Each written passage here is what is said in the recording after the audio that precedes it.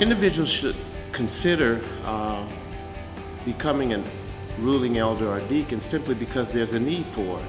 Our churches really need persons who are locked in and committed to the Lord Jesus Christ to help see that our churches generationally have a future. It's service, it's a response to a call. It is, I think, first and foremost, a way to serve, and a response to our faith. If we love Jesus and enjoy being a part of the church, then it's just kind of a natural response, I think, to that.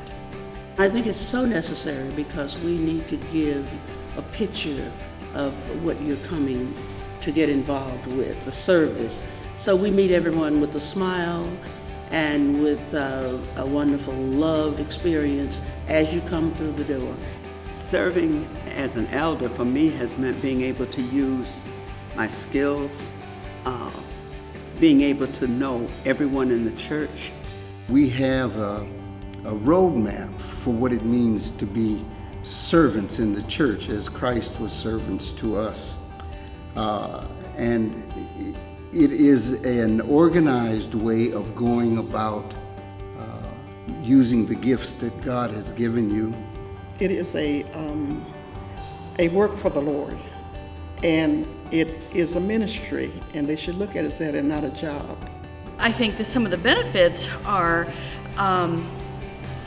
there's something about being that deeply involved in your church and your faith community that sends a message. It says to other people, you can do this too.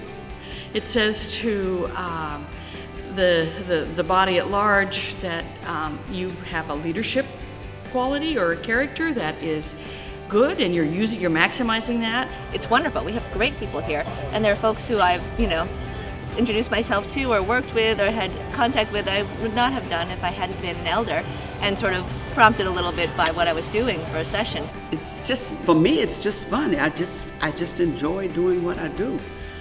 I work with people who also want to serve and who are enthusiastic. And I think if you have a group that's like that, then that's the biggest benefit.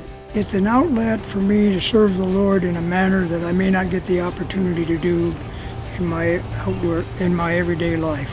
I'm retired, so I enjoy visiting with people. I enjoy doing communion calls with people. I enjoy doing hospital visits if requested, and sometimes without being requested if I know the person.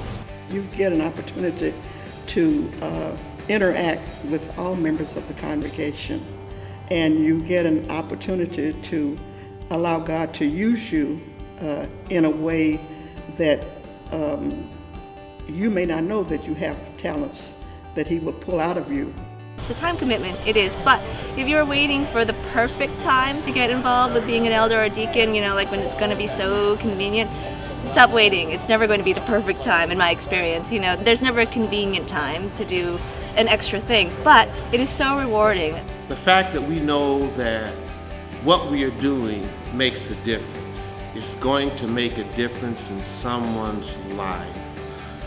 You get a joy unspeakable to know that God has called you, has equipped you, and is using you to help build the kingdom of Christ.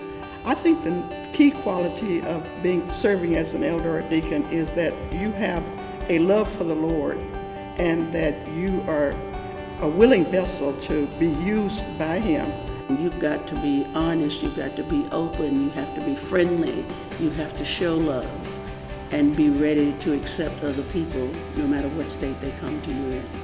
You have to study the Bible so that you know that what you are hearing, you're not depending on just a man like like a preacher saying, but that it actually comes from the Word.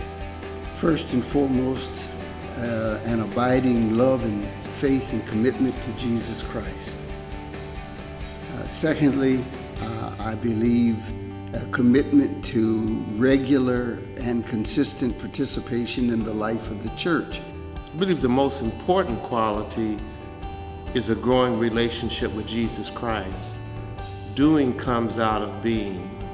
And the more we give ourselves to Christ in our personal devotional life, in our worship life, in our prayer life, in coming together to study the Word of the Lord, in acts of service, it just has a holistic effect in empowering us to be even more used by the Lord.